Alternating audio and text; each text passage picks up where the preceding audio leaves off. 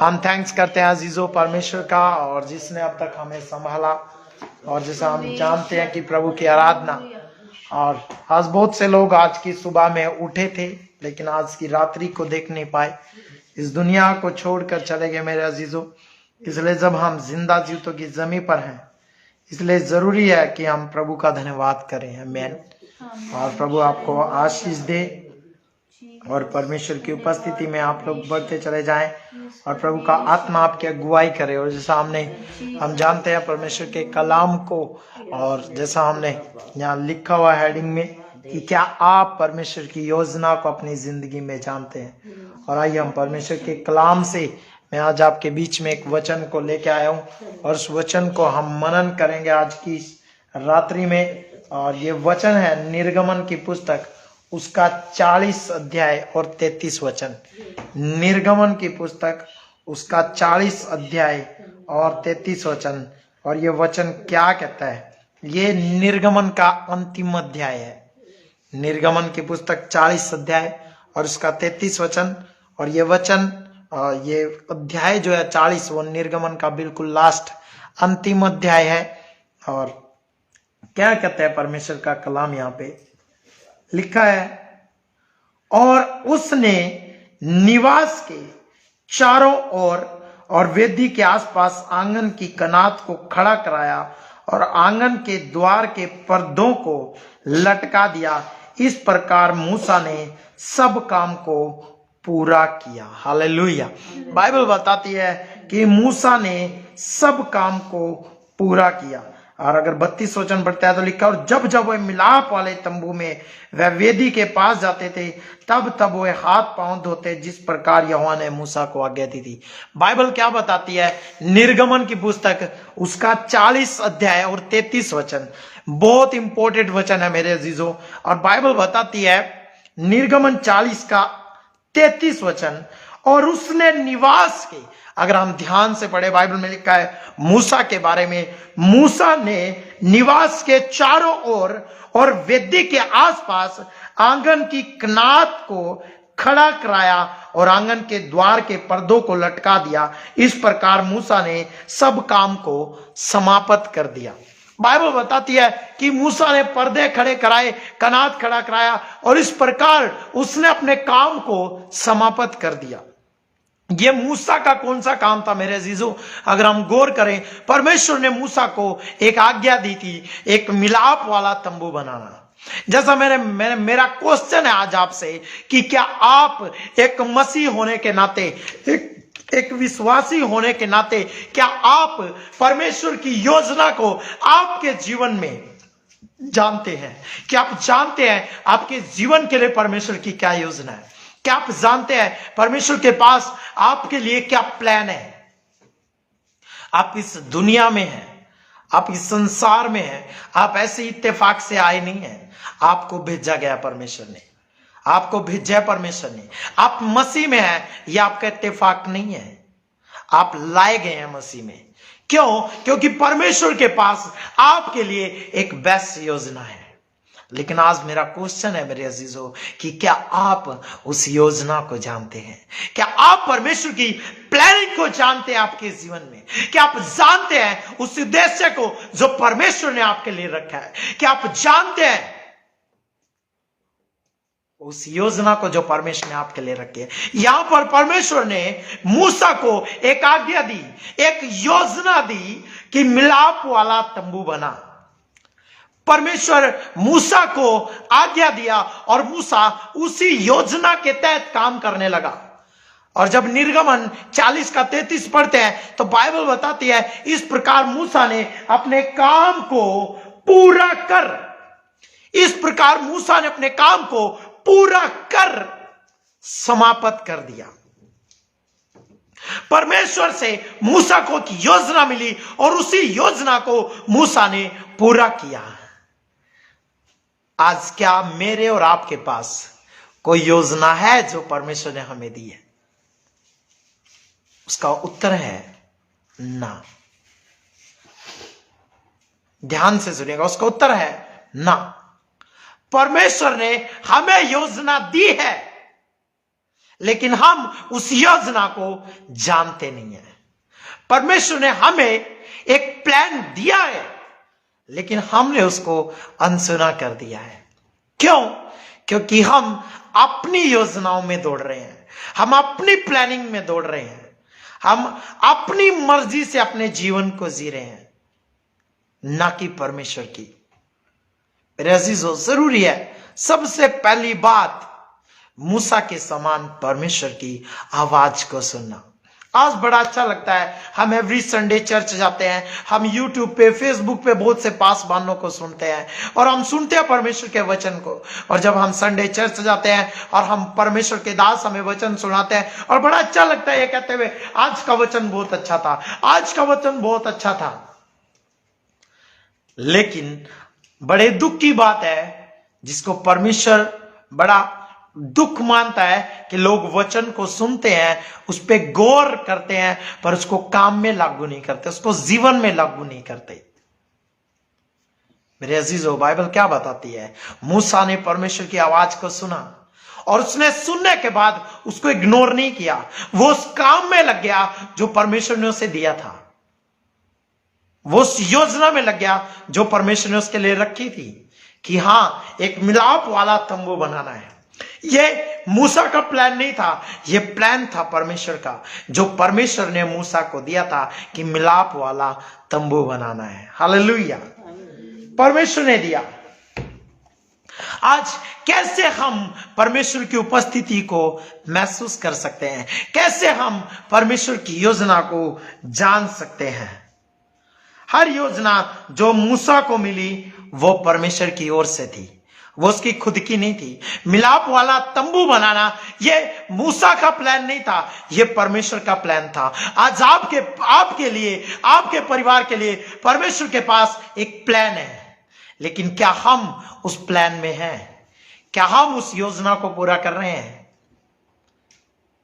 मूसा ने अपनी मर्जी से कोई पर्दे नहीं लगाए, मूसा ने अपनी मर्जी से कोई आंगन नहीं बनाया, मूसा ने अपनी मर्जी से वहां पे उसकी छत को नहीं बनाया।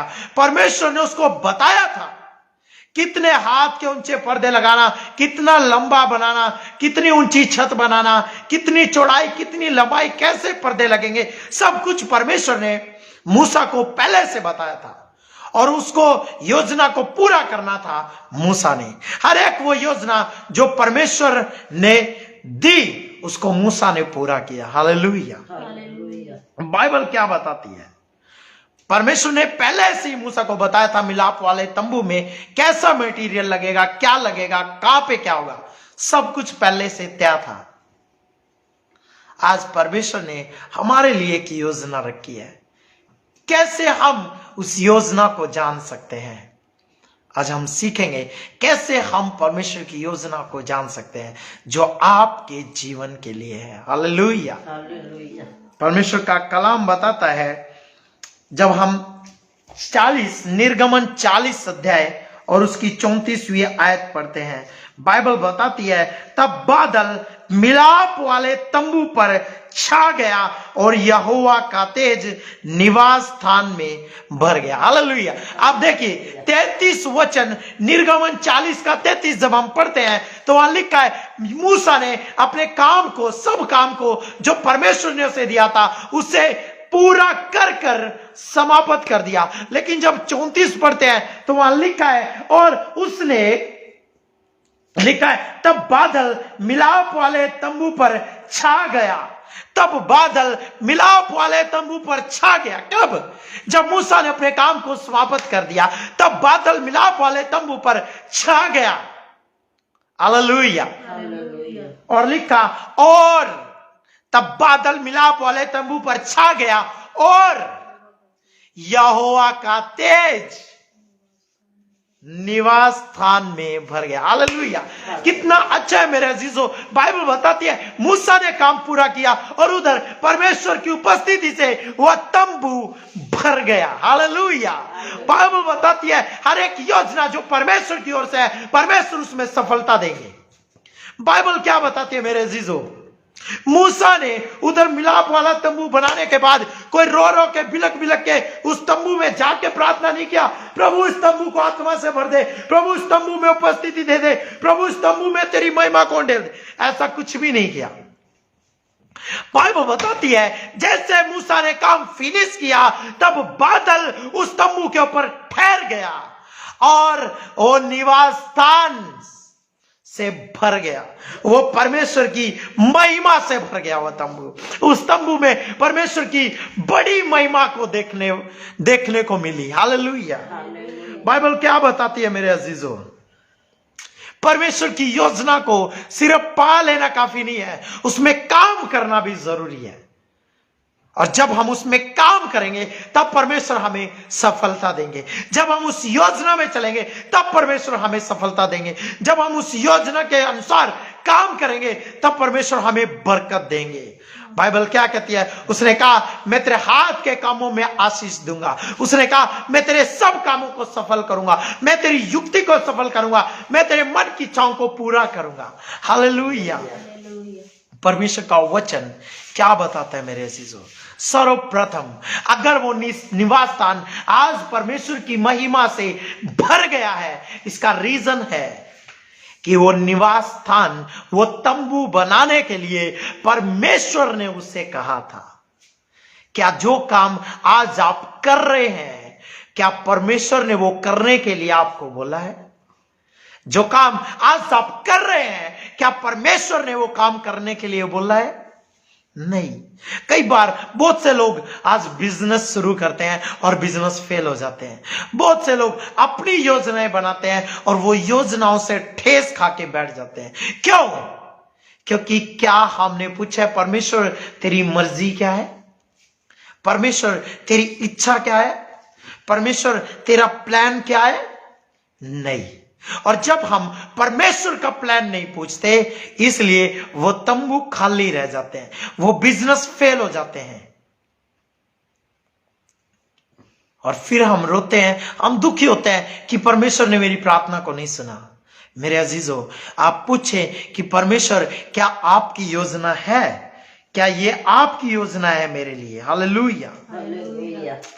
बाइबल कहती है हर एक चीज जो परमेश्वर से शुरू होगी परमेश्वर उसका समर्थन करेगा। हर एक चीज आपकी जिंदगी में जो परमेश्वर से शुरू होगी परमेश्वर उसका समर्थन करेगा। इस बात को मेरे अजीजों अपने दिमाग में बिठा ले। हर एक वो चीज, मैं फिर से रिपीट कर रहा हूं, हर एक वो चीज जो परमेश्वर से शुरू होगी परमेश्वर उसका समर्थन करेगा। हर एक वो काम जो परमेश्वर की योजना में होगा परमेश्वर उसे सफल करेगा। हर एक वो योजना जो परमेश्वर की ओर से होगी परमेश्वर उसमें आपको सफलता देंगे। हर एक वो बिजनेस जो परमेश्वर की ओर से होगा परमेश्वर उसमें आपको सफलता देंगे। Hallelujah, hallelujah.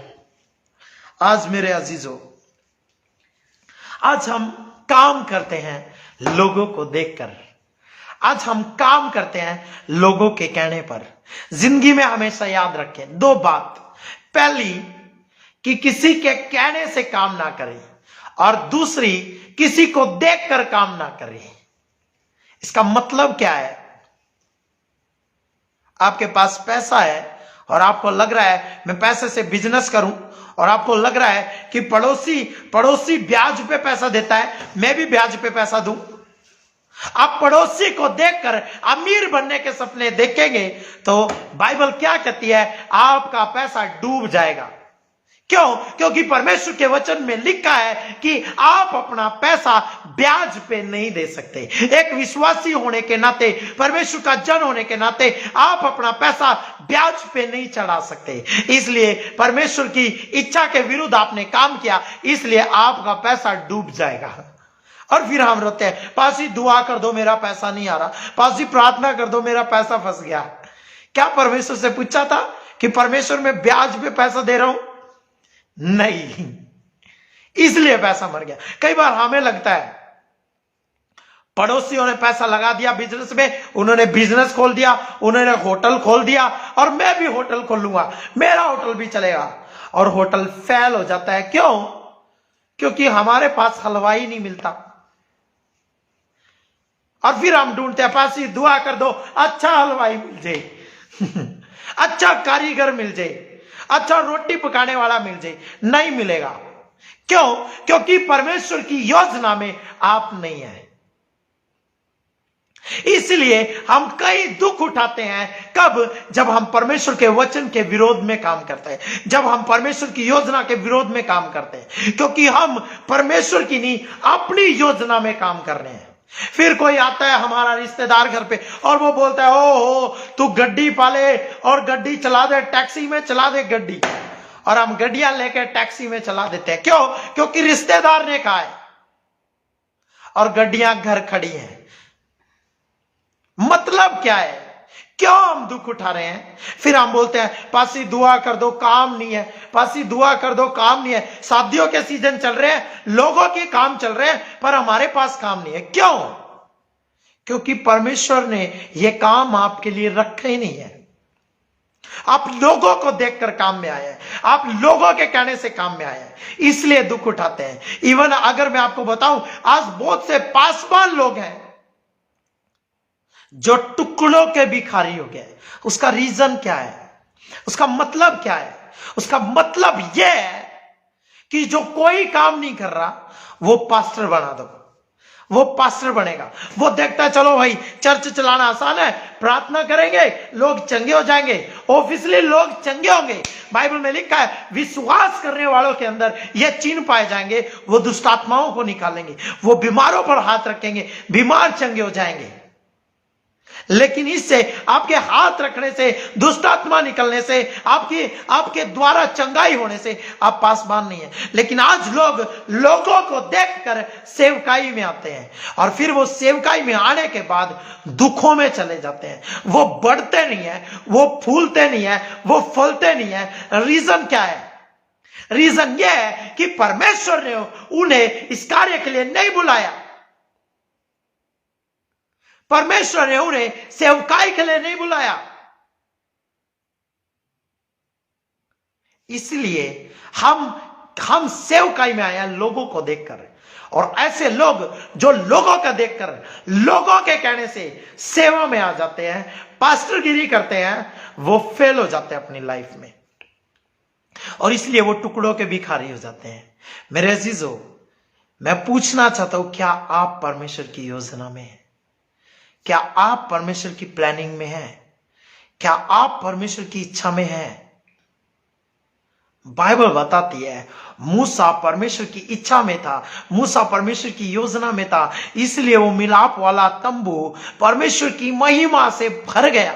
जब परमेश्वर की योजना में आप काम करेंगे, जब परमेश्वर की इच्छा से आप काम करेंगे, उसके लिए आपको प्रार्थनाएं करवाने की जरूरत नहीं पड़ेगी, उसके लिए आपको रोने की जरूरत नहीं पड़ेगी। ओ पिता मेरा काम चल जाए, ओ परमेश्वर मेरा काम चल जाए, ओ परमेश्वर, ओ पासी दुआ करो मेरा काम चल जाए। नहीं, परमेश्वर उस काम को चलाएगा, परमेश्वर उस काम को बढ़ाएगा।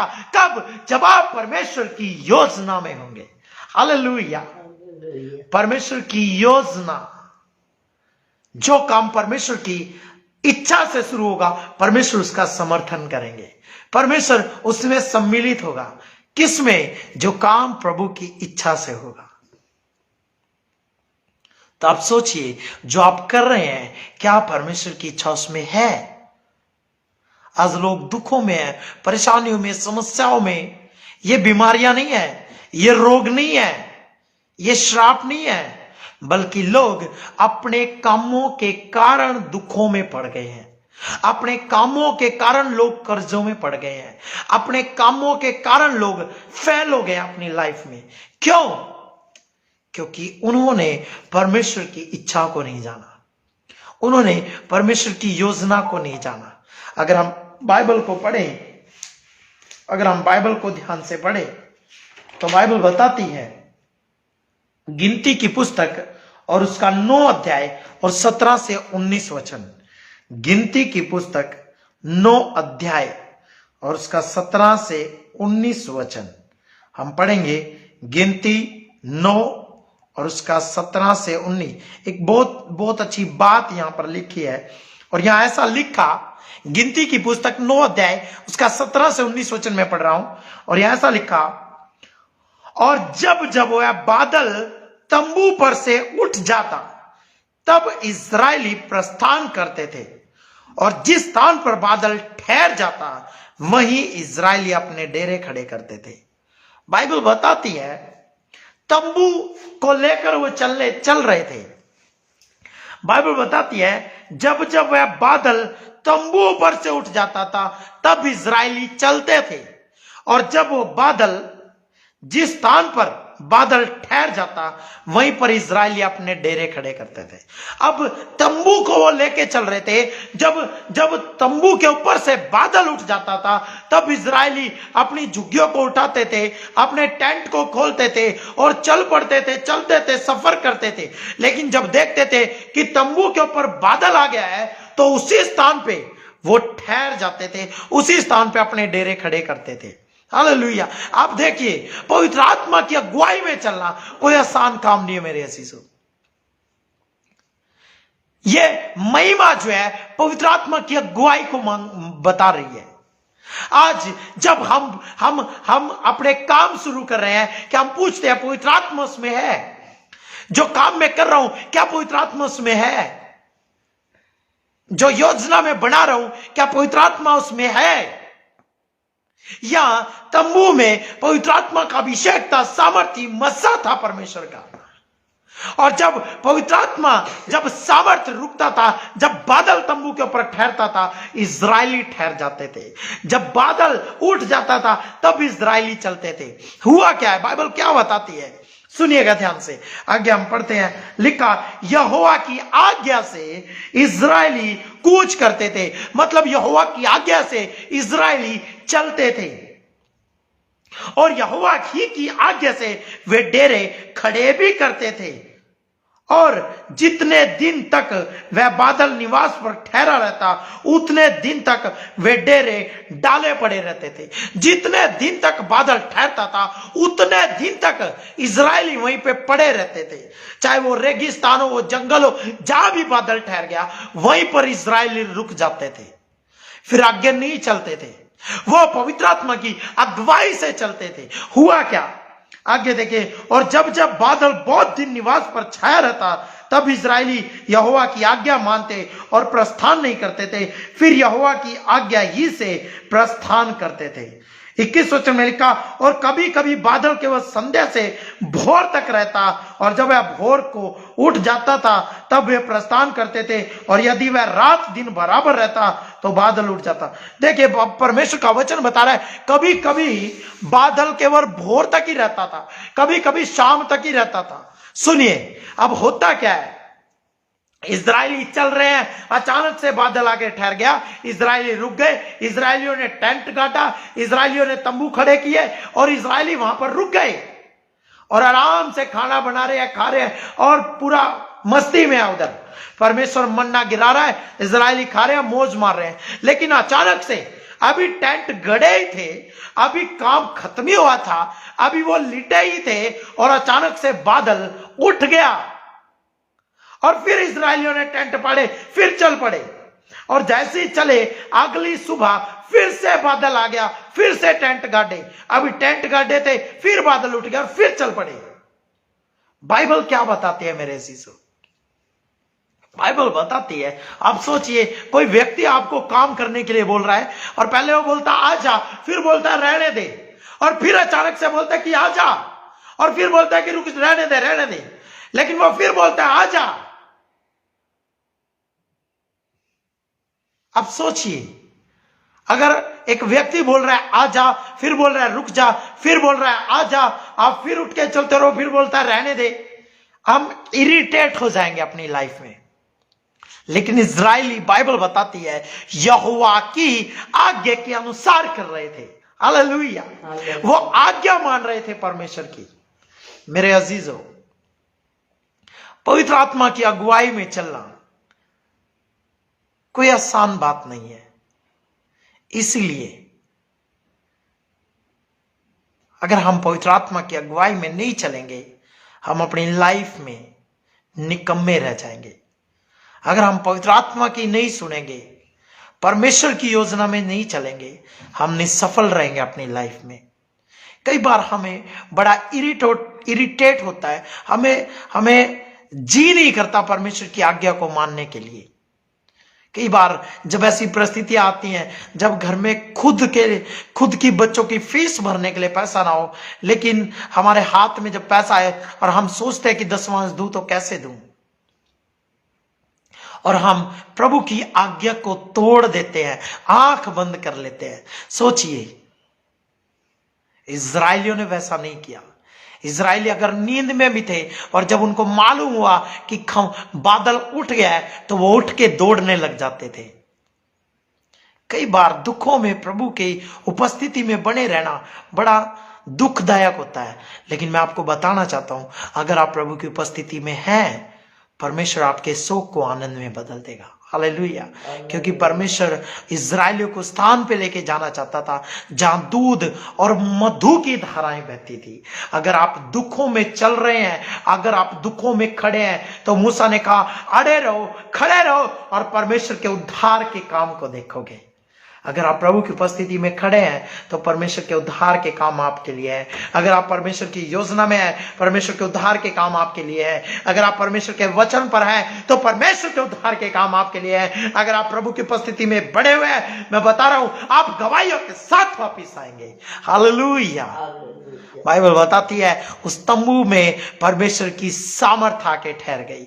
अगर आप प्रभु की योजना में चल रहे हैं, आप प्रभु की आज्ञा में चल रहे हैं, बहुत बहुत मुश्किल होता है कई बारी बीड़ी छोड़ना, सिगरेट छोड़ना, एक बुरी आदत छोड़ना, लेकिन अगर आप छोड़ रहे हैं तो मैं बता रहा हूं परमेश्वर की सामर्थ आपकी जिंदगी में चमकने वाली है आज यीशु के नाम में। अगर आप अपने मार्गों को बदल रहे हैं तो परमेश्वर की सामर्थ आपकी जिंदगी में आज ठहरने वाली है यीशु मसीह के नाम में। और जब परमेश्वर की सामर्थ आपकी जिंदगी में ठहरेगी, जब परमेश्वर की उपस्थिति आपकी जिंदगी में ठहरेगी, यह शरीर, परमेश्वर का वचन कहता है कि यह शरीर परमेश्वर की आत्मा का मंदिर है। यह वह तंबू है जो परमेश्वर ने आपको दिया है कि आप इसको बनाएं और परमेश्वर की वेदी को तैयार करें। जब आप इस पवित्र वेदी को तैयार करते हैं परमेश्वर के लिए, तो परमेश्वर की सामर्थ इसके ऊपर ठहर जाती है जिसको लोग देखते हैं। हालेलुया।